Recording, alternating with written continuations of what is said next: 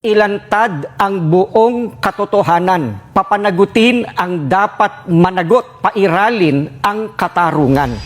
Payagan po ninyo na iparinig ko sa inyo ang pahayag ng Iglesia ni Cristo.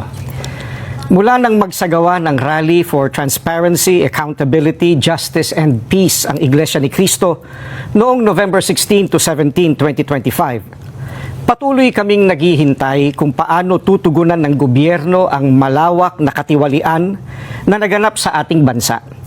Mahigit 3 buwan na ang lumipas, subalit wala pa ring natatanaw ang mga mamamayan na kalutasan sa napakalaking pangungulimbat sa kaban ng bayan. At sa halip ng mga salarin ang hanapin at usigin, ay ang mga nagbibigay ng impormasyon at tumitestigo laban sa kanila ang kinakasuhan at ginigipit. Kung kaya't hanggang ngayon, ay hindi pa natutunton ang sinasabing mahigit na 1 trilyong piso na inilaan sa mga flood control projects at iba pang pagawaing bayan. Sapagkat, ang hinahanap ng mga dapat mag-imbestiga ay ang mga pangyayaring maaaring magamit para mailihis sa iba't ibang issue ang problemang ito.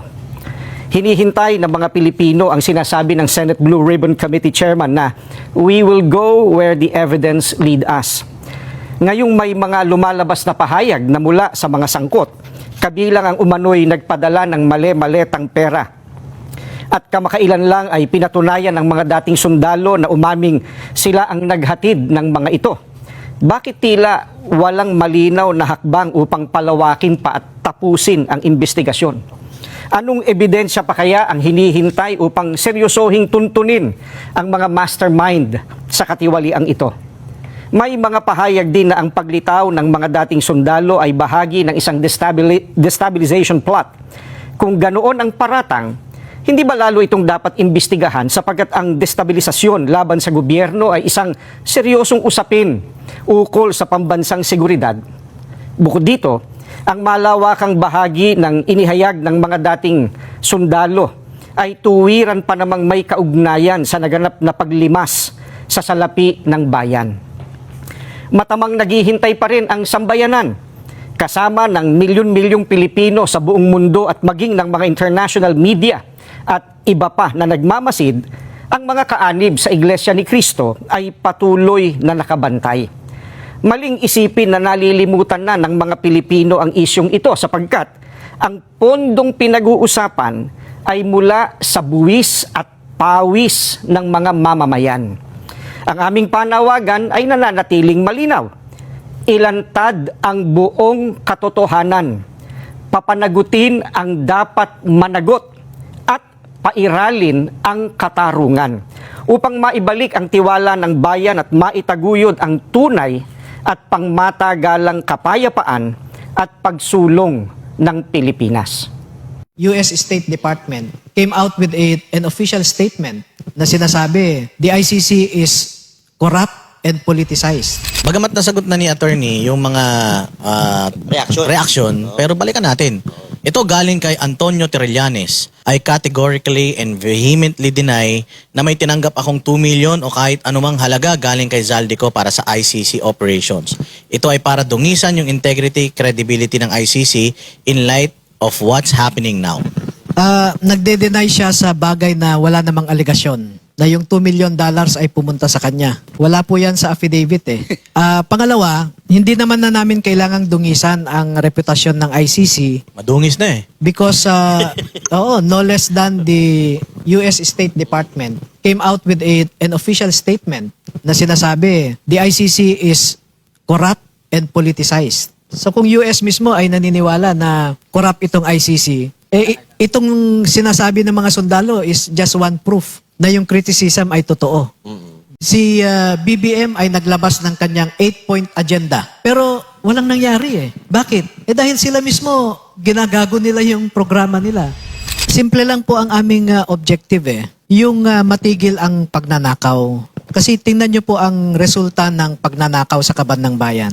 Nasisira ang mga institusyon. Nasisira rin ang mga tao na nagpapatakbo ng mga institusyon na ito. Diba sa ating form of government, may mga institutions dyan. The executive, legislative, judiciary, ombudsman, etc. No? Mga institusyon yan. At maganda ang mga purpose ng mga institusyon na ito. Pero depende ang success ng institusyon na ito sa mga taong nagpapatakbo. At meron tayong dalawang klase ng tao na nagpapatakbo sa ating mga institusyon. Yung elective at saka yung appointive. Pero wala tayong maasahan ngayon sa mga elective and appointive eh. Siguro may maasahan tayong kakarampot. 1, 5%. Karamihan, hindi natin maasahan. Kaya nga, yung executive branch, tingnan mo, si BBM ay naglabas ng kanyang 8-point agenda. Yung administration niya. Education, energy, infrastructure, transportation, fiscal, management, efficient bureaucracy. Pero walang nangyari eh. Bakit? Dahil sila mismo, ginagago nila yung programa nila. Major ang ranko niyan, na ang text niya ay, tama na ang inyong mga ginagawa, tigilan nyo na yan, ay siguraduhin nyo lang na kung lumabas kayo, ay mapabagsak nyo ang gobyerno. Dahil kung hindi, meron din kayong kalalagyan. Kayo po ba may idea na merong involved na kakampiang administrasyon sa AFP na nananakot dito sa mga ito?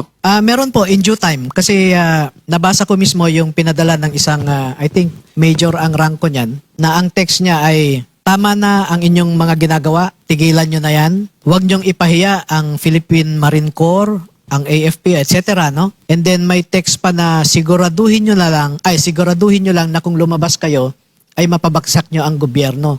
Dahil kung hindi, meron din kayong kalalagyan. Parang ganon. Ito po ay active na Yes. major Yes.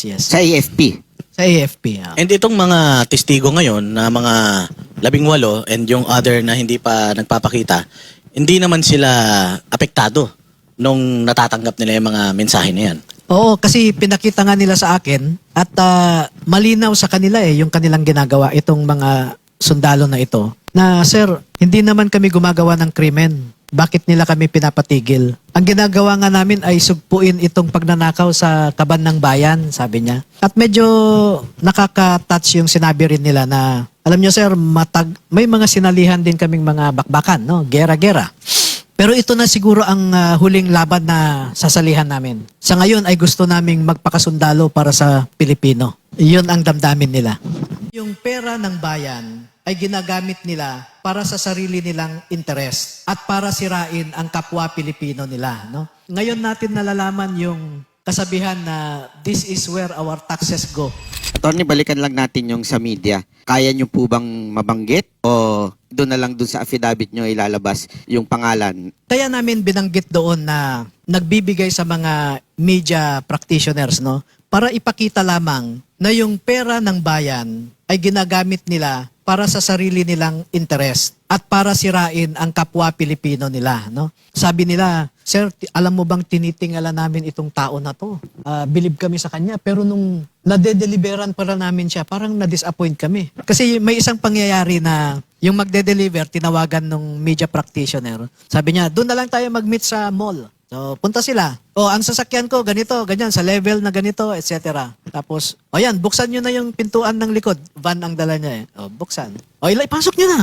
Siya ang nagdodrive. No? Media po? Oo. At 2 maleta yata yun or something. No? So, yun na nga. Ngayon natin nalalaman yung kasabihan na this is where our taxes go.